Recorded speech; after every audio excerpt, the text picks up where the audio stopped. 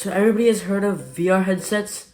I say myself, they're pretty cool. You can play so many games. You can basically do a lot of stuff that you can do on phone on that.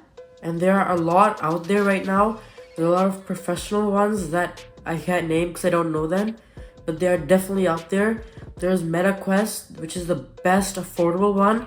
I just reviewed the MetaQuest 3S in the last video, which was a pretty cool headset.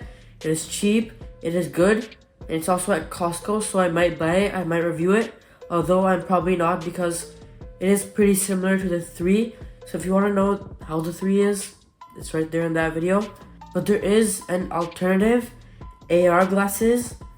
They might seem pretty new because people aren't wearing them or they haven't been doing anything with them. You haven't seen them before, but these are actually pretty old.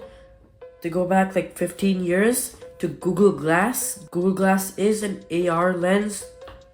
Same for Microsoft HoloLens. Sadly, both of these got cancelled, obviously, but these two were AR glasses, and they would have been pretty cool if they actually made it and they were successful, but sadly they got cancelled.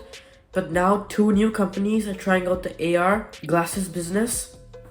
Meta, they have been doing very good in VR, so why not try AR? And another one, Snapchat.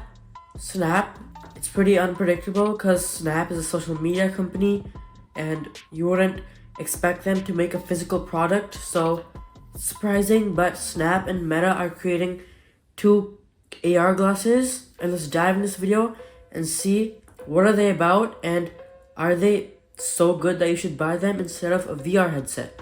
So the 2 options I was talking about is Meta's Orion and Snap's Spectacles. Sadly, I cannot try them and you probably can't unless you are a developer. This is a developer's only product. Meta and Snapchat can get your feedback on it. You can develop apps on it and just try it out. So I'm just going to talk about them, comparing them to VR and other stuff. But if you do want to watch them, I'm pretty sure MKBHD made a video on it, and CNET, I just watched CNET and I learned about them, so you can go check them out. And if you are a developer, you're going to have to pay $100 a month to try these out and develop on them, so they're not very cheap. And if you would want to buy them and if they would go for sale, Meta and Snap are approximately saying $25,000. That's what they would go for, which is literally more than 25 times the average VR headset. 3S is like $300-$400 and $25,000. As you can see, the price shows that there's so much tech built into this, just making this into just a little bit bigger than these glasses. So obviously the AR glasses are expensive, which shows there's a lot of tech into them. And that brings us to our next chapter. Is there actually as much tech in these, in the Spectacles and Orions, as there are in like the Quest 3, Quest 3S? So I think the obvious answer is no, since Quest lineup has so much computing power. You can play games, you can chat and everything, so it is very cool. Definitely not as much computing power, definitely not as much resolution, but this is a big step for AR lenses and glasses, since before something you'd have to buy to be classified as an AR glasses would be crazy, and you'd have all this stuff on top of you and it wouldn't even be looking like a glasses, it would be like some kind of weird machinery. But obviously a pro for this is they are much lighter. I'd say probably maybe 2 times, 3 times lighter, so it'd be much easier to carry them around or wear them for like a long time. But sadly you cannot, because it has only around 45 minutes of battery life, and like I said, much less computing power, so you're not going to be playing some hardcore competitive game in there, and you're not going to be fully immersed into the game. It's going to be AR game, like augmented reality. It's going to be real life because you're seeing through the lens.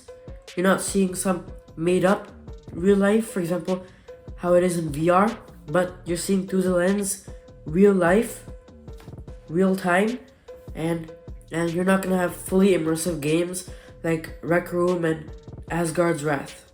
So maybe you are a developer and you want one of these, and you have the choice between getting this one, trying it out, and Quest, maybe getting the Quest Pro, Quest 3S, Quest 3, whatever you want. Which one should you get? Right now, I would actually get the VR, since AR is just so expensive right now. $25,000, you can literally get a car for that much money. So it is much more expensive, like I said. And VR, I think VR is at the point that you can actually do AR and VR, so it's pretty good. Unless AR progresses a lot in less time, for example in a year, if it gets a lot better, then you would probably lean towards AR. But right now, I'm definitely leaning towards VR, since there's just a lot more you can do in VR than AR. So that's it for today's video. Just final conclusion, AR is very expensive. It is there now, it's not like non-existent, but if you want it, it's either $100 a month, so that's extremely expensive. You would get a whole 3S for $300, then $100 a month, Spectacles or Orion. So very expensive, good piece of technology. It's pretty cool tech. You can maybe go watch another one. I'm not gonna fully dive into how this thing works, but pretty cool piece of tech.